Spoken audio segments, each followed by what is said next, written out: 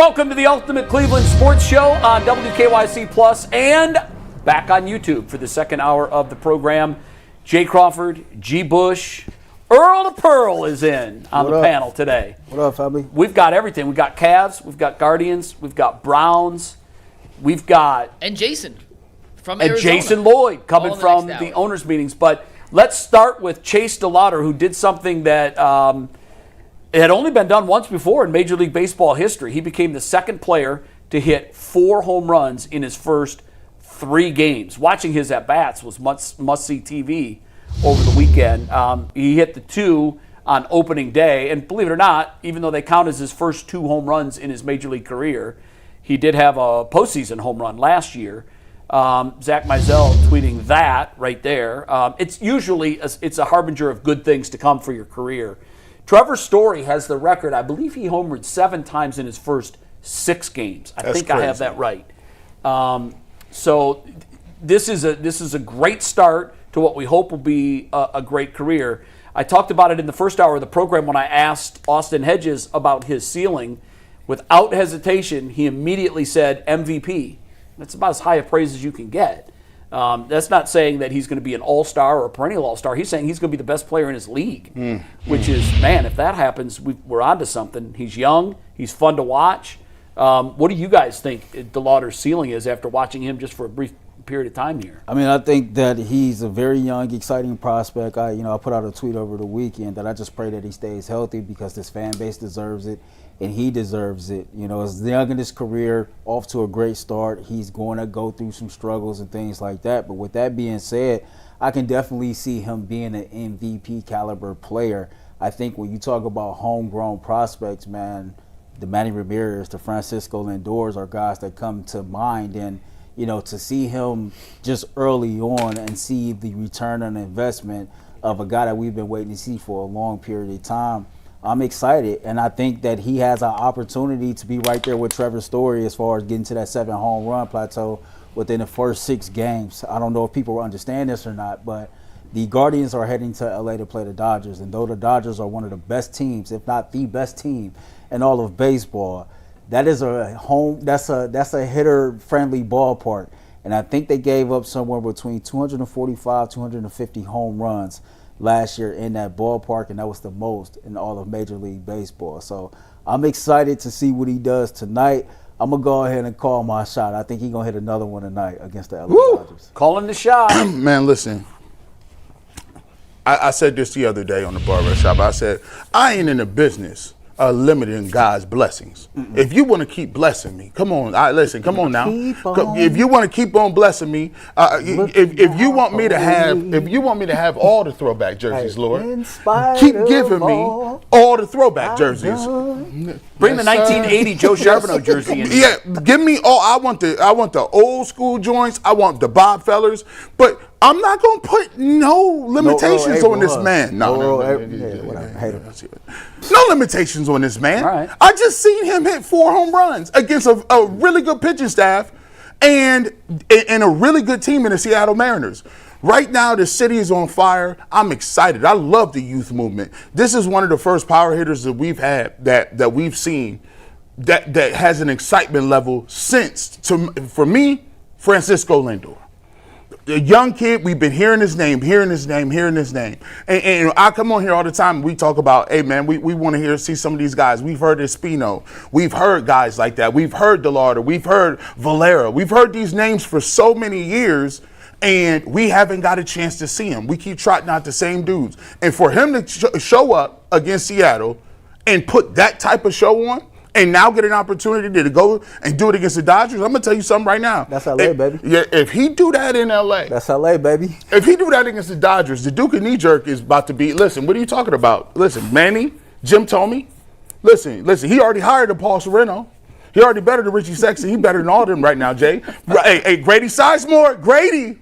Grady, you was a 5-tool player, but you didn't swing the bat like this, man. I'm telling you. I love Grady. And I love Grady.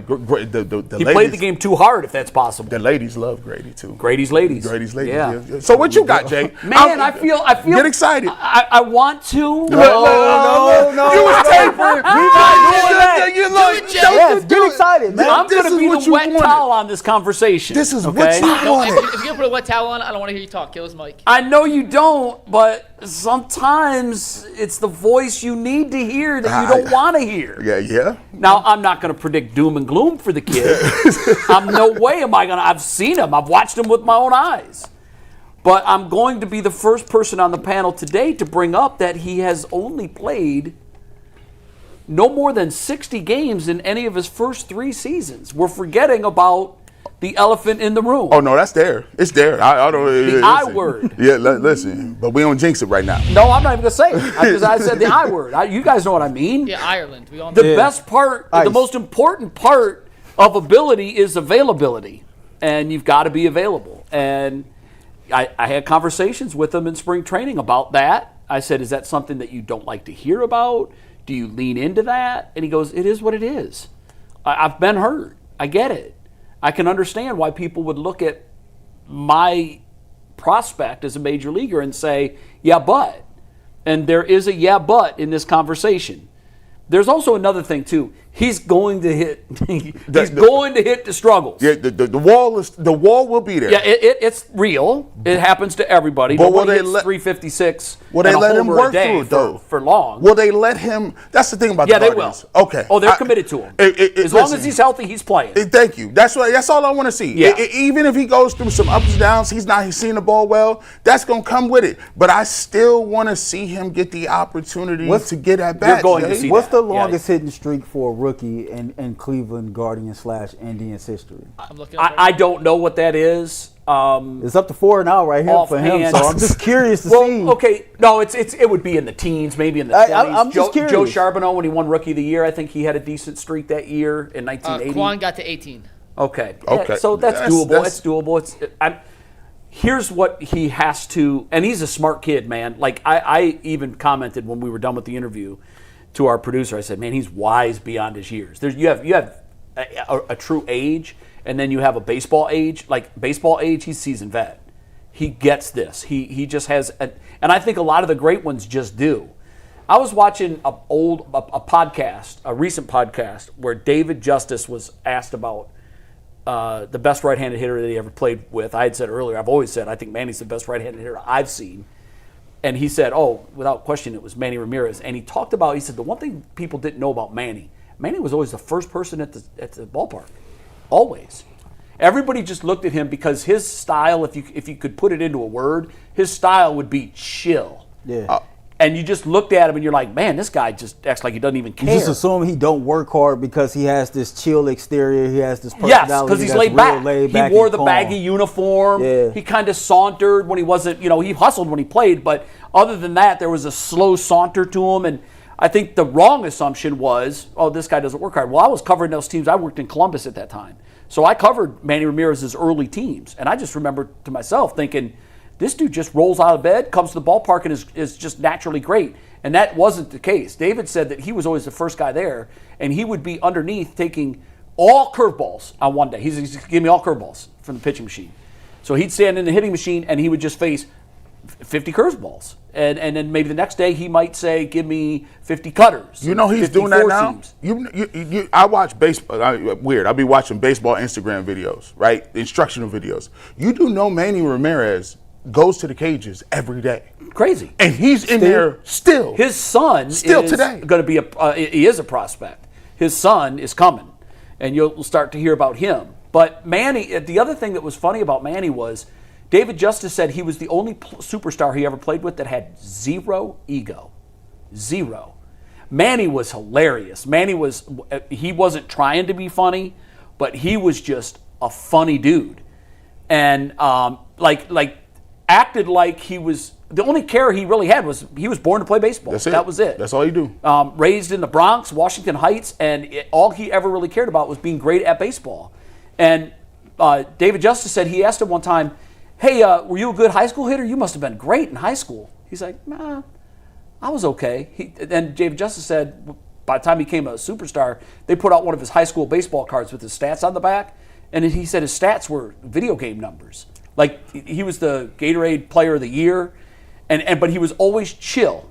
And I say all that to say this. I think that DeLauter's kind of that guy.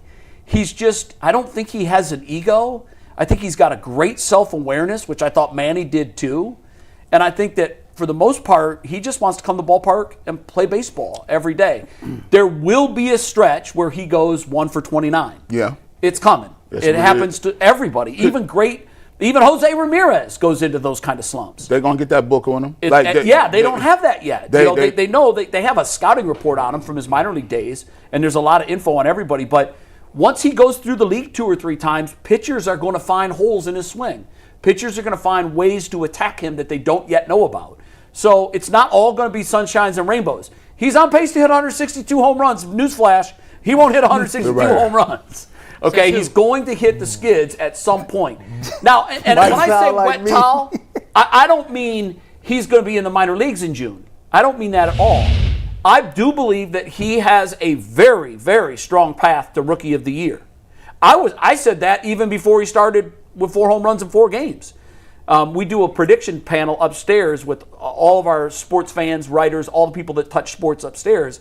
And my breakout, every year we see breakout player of the year. Mine was so easy. I'm like, it's Chase DeLauter. That's it. I thought he was going to be Rookie of the Year before this start, and I still think that that's going to happen. But I do want to say that, understand this. MVPs are often repeat winners.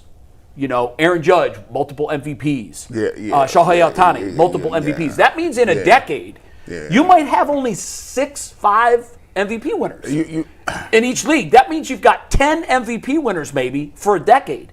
So I think he's going to be a tremendous talent.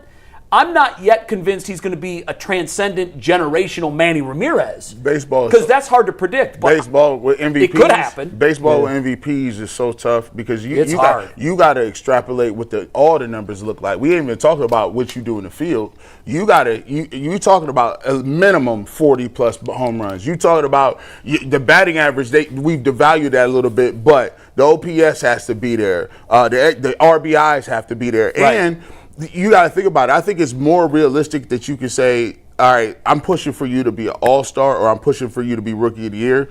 Because before this happened, we didn't know he was going to get enough at bats, whether it was injury or if he just came out struggling, that he would get enough at bats to even be put in that sphere. Right. So now he's got it off to such a good start.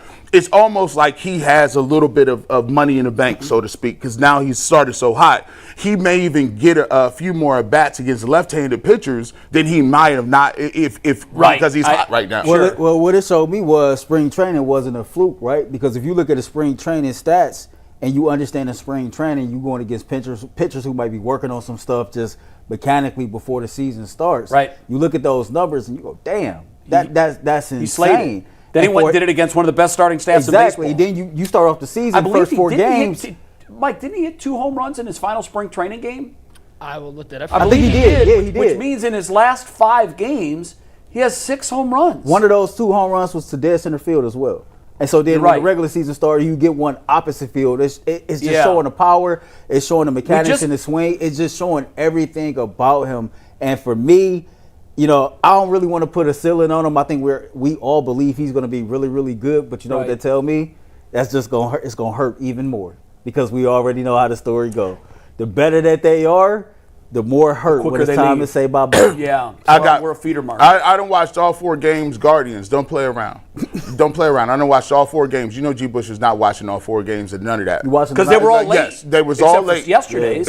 You got somebody that makes me watch. I'm going out. Listen, I'm watching this, and there's a lot of people that's watching this kid. Let him have an opportunity. Now, Jaden promised me they're going to give him at best. I don't want to see don't be bringing these platoons. I don't want to see, we got Schneeman out there today. Schneeman gives us a bet. No, I'm not trying to see none of that. I'm trying to see this man go against the Dodgers so I can wear some more Guardians gear. Don't cut off your blessings, bro. What does Moms think of him? Mom's a big. We know she loves Bo Naylor. Bro, listen, she called back. Now my dad goes and says, yeah. I'm glad he's doing this because maybe they might bring up Bazana now. I'm tired of seeing Arias. I'm talking about seeing Arias and that June other 1st, and Rocchio. See, they got the young dude up here now. I'm telling you, Garrett. He'll be calling me. Tell you, Garrett. He calls you Garrett. Yeah. Tell you, Garrett. I'm tired of seeing this stuff with these middle infielders. It's time to bring up Bazana. You know what I think we're going to have? I think we've got like the infield Olympics, the middle infield Olympics until June 1st. I would be very clear if I'm Stephen Vogt. I'm calling Arias and Rocchio into the room. And I'm saying, do you hear that? That's the clock. And it's ticking. Tick. And here's what's going to happen. Travis is in the oven, and he's about ready. So June 1st, that you want to save a year on his clock. Mm-hmm. So yeah. I believe that I think it's still that way. June 1st is the call-up date where you don't lose the year. Mm. I think they would probably go to Arias and Rocchio and say, battle it out, boys. What we doing? You got 2 months of every day playing. I'm not going to platoon you guys. I'm going to play you, for the most part, every day. And at the end of May, we're going to make a decision. And we're going to move on from one of you guys, and we're going to bring the kid up. If Bazana is hitting like we think he can hit, he hit very well in spring training. I have every expectation he's going to tear it up in Columbus, and he'll be ready for a June 1st call-up. That means that you would get the better of the two would stick around. If it's Arias, then he stays at short. Bazana comes to second. If it's Rocchio, Rocchio goes to short. Arias, bye. It's time to move. I'm leaning towards Rocchio because at least Rocchio showed me something. In the playoffs, I can trust him in the playoffs. October, Rocchio was I trust him. Yeah. And there's just something about Arias where I just don't think he fits in to the group as much as Rocchio does. And now we talking. But yeah, I mean, it's about the kids. It's time, and let's move on and let's get there. All right, we're taking a commercial break, right? We are. We come back. We're pivoting to the Browns and discussing what Andrew Berry said about the starting position of each quarterback as we get ready for a summer-long quarterback battle. We'll dive into that and more next on UCSS.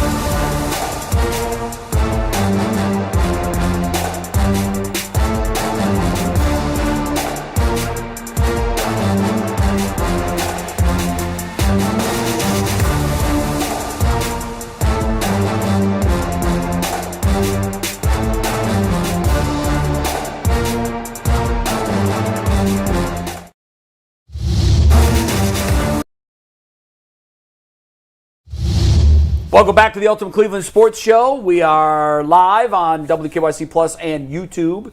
Thanks for spending some time with us on this Monday morning. Mike, big news with the Browns because and whenever the owners' meetings happen, we get access to the general manager. They do interviews. Usually the owners talk. So you get news in a otherwise kind of a dead cycle for NFL news, right? We don't usually get anything this month. Yeah, at least we're hearing from the general managers. The coaches are speaking now. In terms of the quarterback position, over the weekend, Mike Garafolo of the NFL Network said that it was his opinion. He wasn't reporting it. It was his opinion that Deshaun Watson was in the pole position to be the Browns' Week 1 starter. So then reporters in Arizona asked Andrew Berry about that. This is what Andrew Berry had to say in response. Berry said, quote, "I'd say as we sit here on March 29th, and nobody has touched the grass, nobody has really worked with our coaching staff, I wouldn't handicap it for anyone. I think everyone in that room deserves opportunity, and so we'll certainly know a lot more as we get to the spring. We'll know even more as we get to camp, but I think honestly we wouldn't be doing the right thing for this team. We wouldn't be doing the right thing for that position if we didn't go into it with eyes wide open." So Barry making it seem like there's nobody in, Earl, a NASCAR term, pole position. Mike Garafolo said he thought Deshaun was. Do you think with a new coach, Earl, and a new system and a new entire offensive philosophy that any quarterback at this point of the process should be in the quote-unquote pole position? No. You know why? Because Andrew Berry told us this in January and at the NFL Combine, and Todd Monken told us the same thing at the NFL Combine. Listen, we either going to make the decision to have active ears and listen to what they tell us, or take what they tell us and just continue to speculate and come up with our own conclusions about what's going to happen. Both Andrew Berry and Todd Monken has made themselves very, very clear that whomever the Browns starting quarterback will be will show themselves, and he won't have to make the decision. The players will make the decisions for themselves. And so to me, you know, I get it. The media got to ask these questions, or they feel the need to ask these questions, but Andrew Berry did not say anything different, in my opinion, than what he said when he was asked this question in January after Kevin was fired, when he was asked this question in February at the NFL Combine. Todd Monken followed up and literally said the same thing, that right now no person is ahead of the other, and that it will play itself out once we touch the football field. So we're just doing what we're doing in the media during this downtime. We're speculating and coming up with our own assumptions and opinions of how it's going to be, but they've told you numerous times now how they look at the situation. It would be malpractice for you to come out. The quote was correct. He said, listen, ain't nobody touched a blade of grass yet. Ain't nobody got into the playbook. Ain't nobody threw to no receivers. Ain't nobody even had an install with the coaching staff to even know what it looks like. There's no way you can make an evaluation based on the fact that somebody's in the pole position, right? So they have done exactly what they were supposed to do. He is saying exactly, any football person knows this. Matter of fact, even the players have echoed it. Myles Garrett says, hey, I like Shador and I think he can be a guy, but we're not going to give it to nobody. And nobody earned it. Nobody earned it. Denzel Ward said the same thing. The free agents that came in, offensive linemen, hey, both of those guys, that's what your work is what shows, improves, and gets you a position in the league. Now, when you get on the football field, they're going to keep the main thing. And that is, what do you do when you get an opportunity to play? And that's for all three of them. Andrew Berry is not going to come out here and tell you somebody is going to be in the pole position and this person already got the job, because it sends the wrong message not only to the players. You want your quarterbacks working behind the scenes as hard as they can, believing that they have an opportunity to play and start. That's what you need, and that builds competition. Nobody for the Cleveland Browns is trying to skate competition. They told you what it was a couple of weeks ago, and guys like Deshaun Watson is working out. Guys like Shador Sanders is working out. I hope Dylan Gabriel is working out, because those are the things that is going to make sure that you get an opportunity to play. So the main thing is the main thing. It would be dumb for Todd Monken to come out here and say, hey, this guy's going to be my starter, and he don't even know what he looked like. Yeah, but that's what people want, though, for whatever reason that they have. I think what people want is the best quarterback. That's what I want. I want the best quarterback. I do want there to be a competition, and I want that competition to determine the best quarterback. There's no possible way we could know who the best quarterback is because there hasn't been a competition. Exactly. With all due respect to Mike, and I like Mike, but we are in a. You mean Garafolo, not me, right? Oh, I like you too. Yeah, for what it's worth. Yeah, with all due respect to Mike Garafolo, we're talking about his comments here. With all due respect to Mike, we live in a clickbait society. Yes, we do. If Mike's headline was, in my opinion, Shador Sanders is the starter, that's neither provocative, it's not controversial, He was the starter when the season ended. Not emotionally triggering. It's not. It doesn't elicit. Oh my God, I must read this. Yeah. However, if Mike Garafolo in his headline says, "In my opinion, Deshaun Watson is in the pole position," now everybody's got to read that. What? Because you're like, how did you come to that conclusion? Fans in Houston, San Francisco, Yeah, they'll read that. L.A., Kansas City, they've done given up on him. He's dead. He's gone. He's yesterday's news.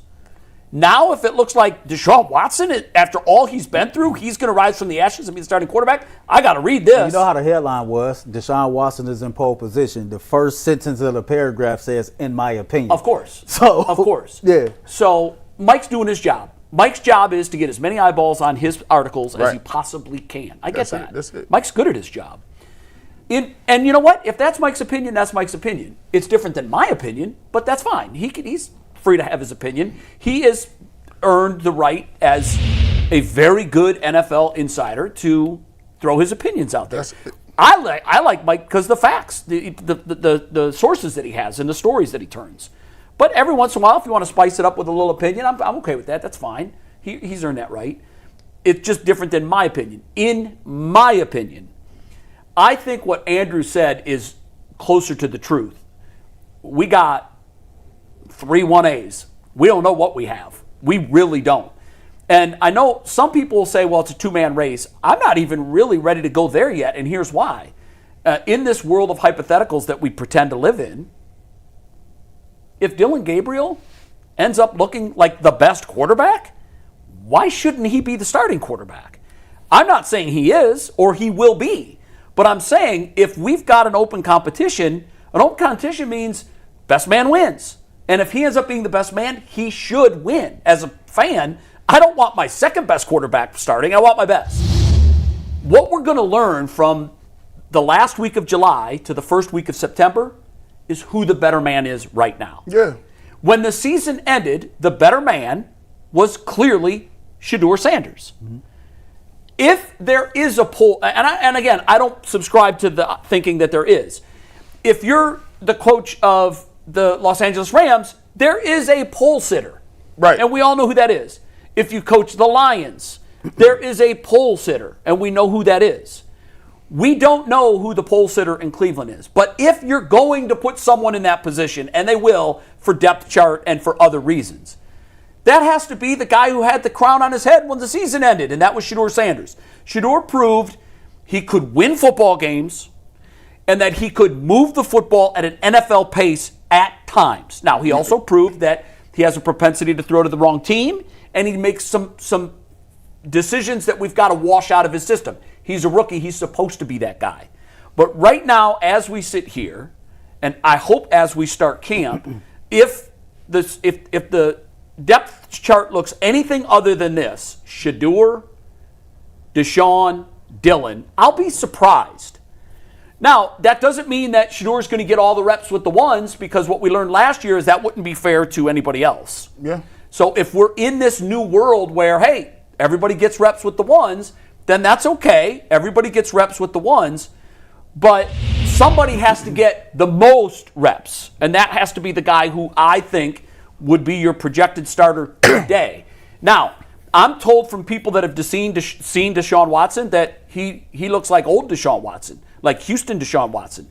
I've got to see that with my own eyes, and the Browns need to also. Mm-hmm. And they need to see it with live bullets. They don't need to see it in drills. They don't need to see it when he's running 40s. They don't need to see it in any other aspect other than real people trying to do real harm to him. How does he look then? Preseason games. Games. The scrimmages. I want to see these guys play in the preseason. Yeah, this is the year you gonna actually really want to see this preseason. Well, like Jay said, the Rams know who's sitting on the pole, and it's funny we're using these NASCAR analogies, right? Because when you go out to qualify to sit on the pole, there's a order of how they go out there for it. And so we might not know who our pole sitter is, but I think we can all agree that Shedeur Sanders is first on that track to go out there to have the opportunity to qualify on the pole. So, when we look at it like that, in that aspect, I agree with that.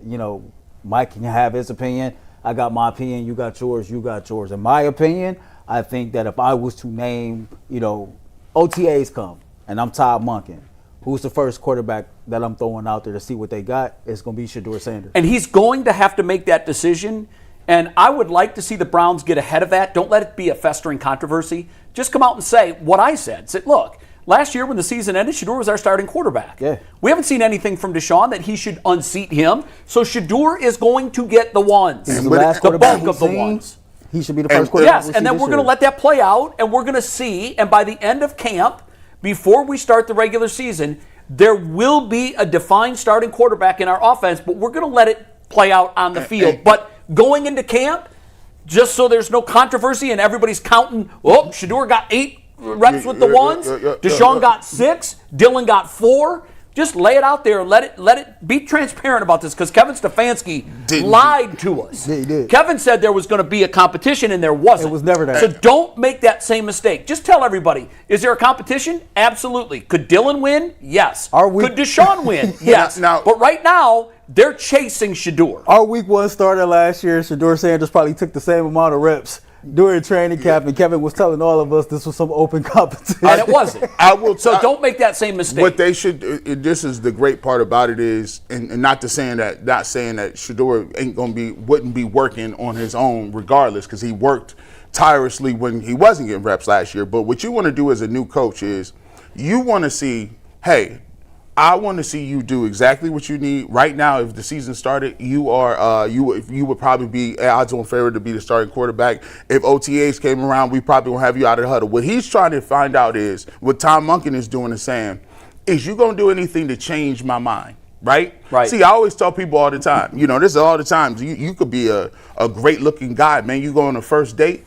Sometimes they may like you just, I like you. I'm attracted to you. And your job as a dude is to not mess it up. Don't mess it up for me and talk her out of it. Shedeur Sanders has done everything that he needs to do. I've seen him working out. I've seen him lifting weights. I've seen him with Jerry Jeudy. I've seen him do those things. And I've seen him being in the meetings. I've seen him go talk to the offensive lineman. I talked to Shedeur.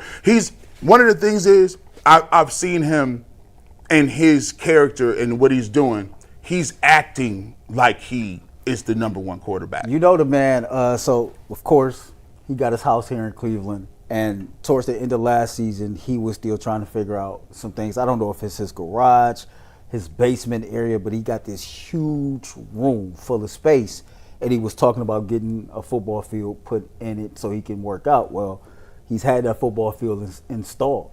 And I've seen videos of it, so I can Let's only see what assume. it looks like. Yeah. Yeah, like who? Shedeur got one of them? Yeah.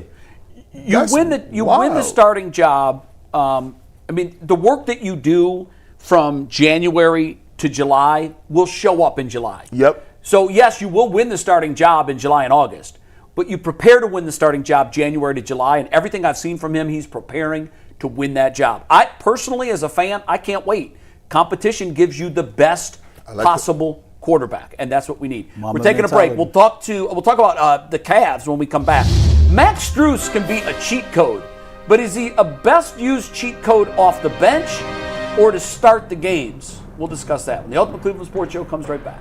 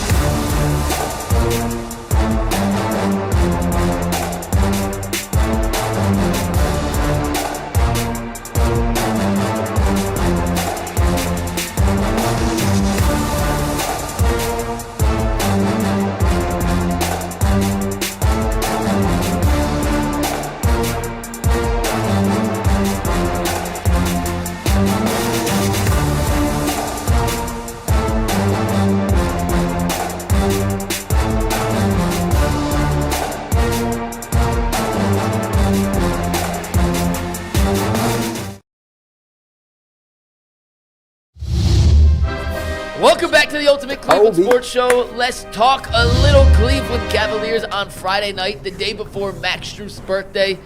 He went supernova for the Cavs, knocking down 8 triples in what was his best performance, not just of the season, but of his Cavaliers career. Earl, when we look at Max Strus and how he fits into this possible starting lineup, fits into Kenny's playoff rotation, is a weapon like Strus, who can get nuclear hot in a minute, best suited to be the Cavs' 5th starter or a heat check, microwave kind of guy coming off the bench? I need Max as my 5th starter. I do, right? Like, I need to know where that point production is coming from. We talking about the playoffs here, right? And the Cavs got the tendency to play with their food, meaning like sometimes they can be up 20 and somehow their opponent find their way back into a game. That happens a lot. Or they can find themselves down 20 real quick because they can't hit no shots. And Max Strus talked about it. He's one of those role players, like, once he's on, he's on. And it ain't no steps in between. And Mike, you know this, I know this. What people might not know about Max Strus is behind the scenes when the cameras is off, he is legit one of the Cleveland Cavaliers leaders, and he is legit one of those dudes to where he ain't looking to defer to Donovan Mitchell or James Harden. He trying to go get a bucket on his own. He's an alpha male, and he walks around with this dog mentality.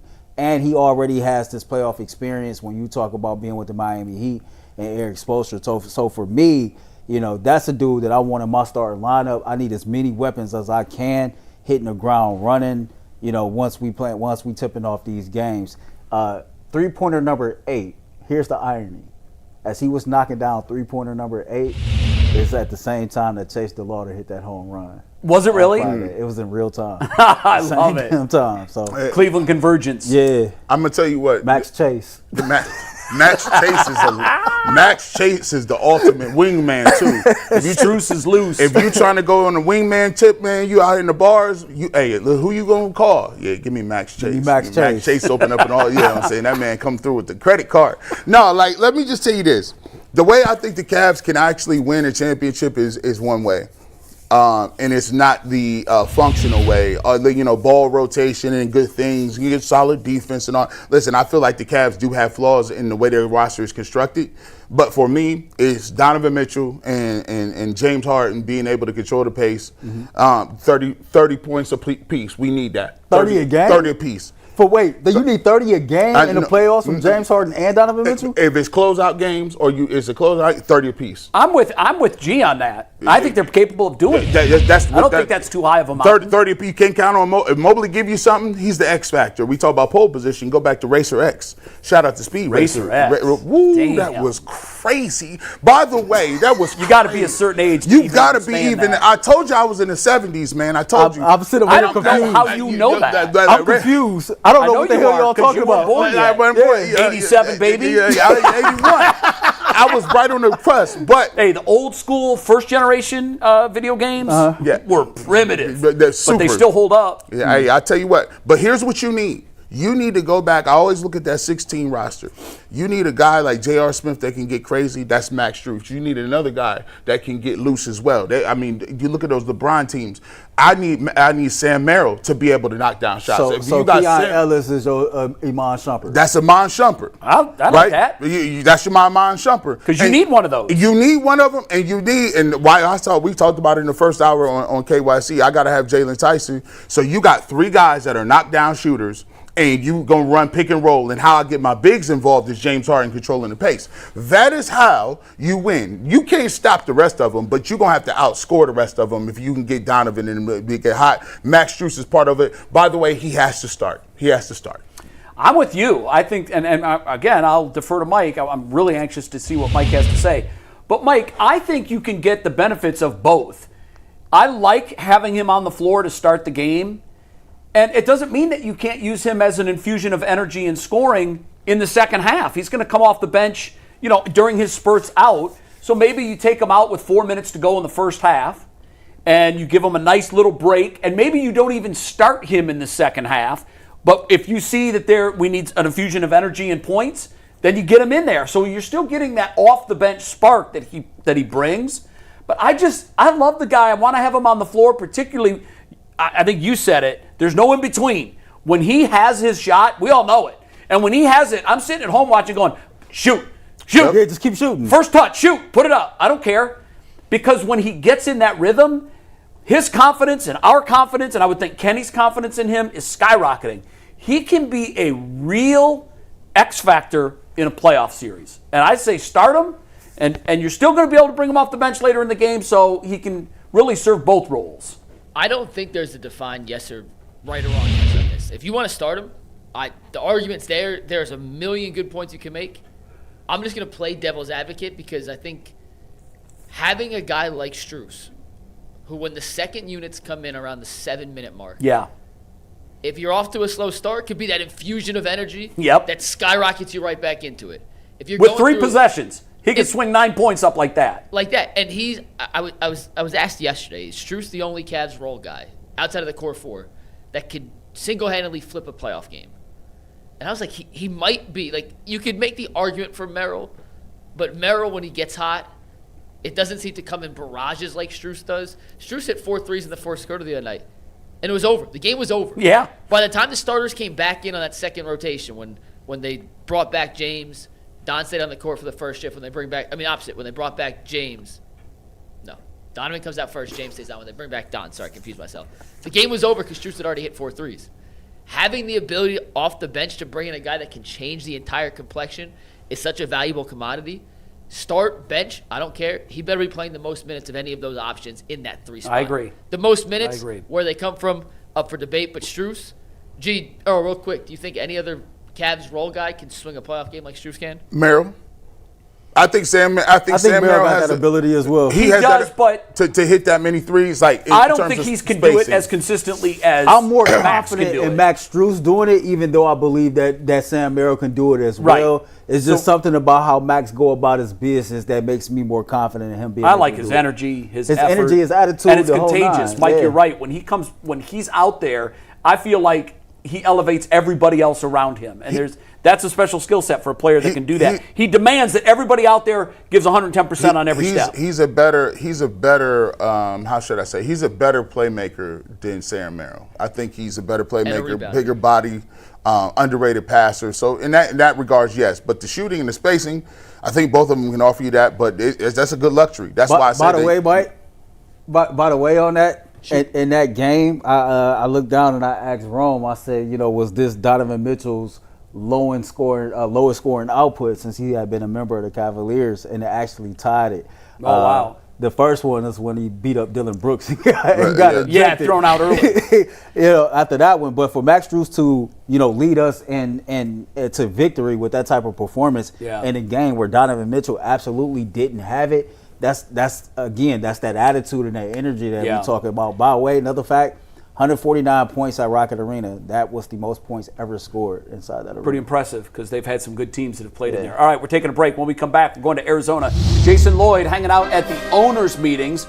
I can't confirm this. I heard he was working out this morning in the gym with Jimmy Haslam. I can't confirm this. We'll ask that of Jason when he joins us. On the treadmills next to each other at the same time. Oh, this is crazy. That can't be true. This is wild work. We'll get to the bottom of it when we come back.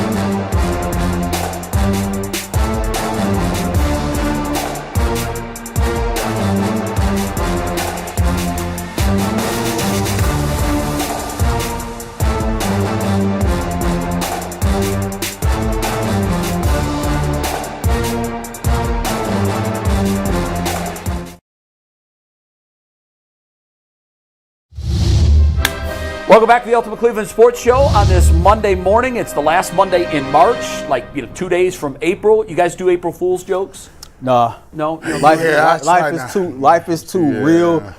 When I used to work for the city of Cleveland, and somebody who worked at City Hall, I think it was their boyfriend, called in with a prank or whatever the case may be, and then that ended up bad. And then, I think it was 2019 on the 31st, and, in the inner city, everybody was like, Nipsey Hussle got killed, right? Yeah, they thought it was a joke. It was the day before April Fool's, and I just remember ever since then, everybody was like, ain't nobody got time. I love April Fool's Day jokes. Don't get me, because I will get you back 100 times over.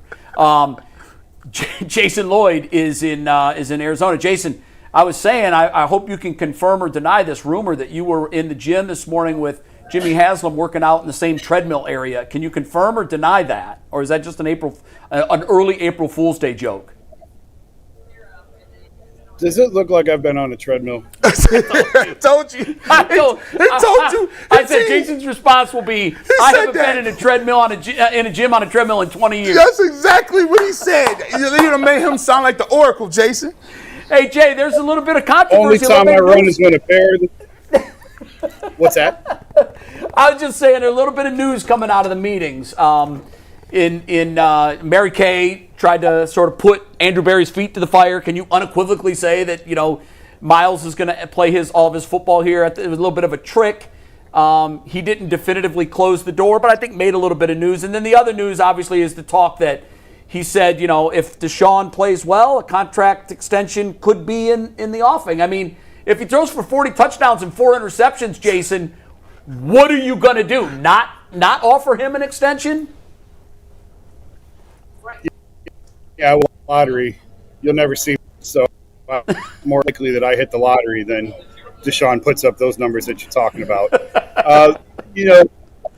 I will say I do think being here the last couple of days is the first time where I think they legitimately mean it. Because I've said before, if you're telling me I got to pick between Deshaun and Shedeur, I'll take Shedeur every time. I don't see the upside with Deshaun at all. What's the point in playing him? It didn't work. It was a disaster. So I just think it's a sunk cost at this point. But they're serious about this. And the one thing I wanted to get Andrew on the record about was who's picking the quarterback. And he said this is Todd's call. So whoever starts, and I believe him on that. So whoever starts Week 1 will be the quarterback that Todd Monken wants. This is not. I said, is this an organizational decision, or does the head coach have final say? And he said it's Todd's call who the quarterback is. So who Todd Monken wants to be the quarterback is the quarterback in Week 1. But they mean it. They're serious about this being a legitimate competition.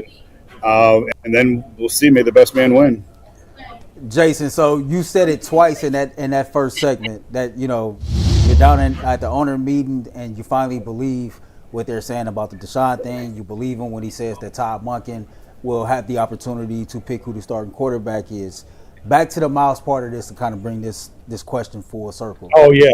Miles, Mary Kay Cabot was the one who reported while we was on panel together that, the Browns had no plans of trading Myles Garrett. Yet Mary Kay Cabot was the same one who kind of pressed the issue again, and Andrew Berry seemed a little frustrated. Just in your opinion, why do you think it is that when Andrew Berry or somebody within the Browns organization tell us exactly what it is, that we kind of come back to press the issue a little bit more as if we don't believe what they're saying? Because they're not truthful very often.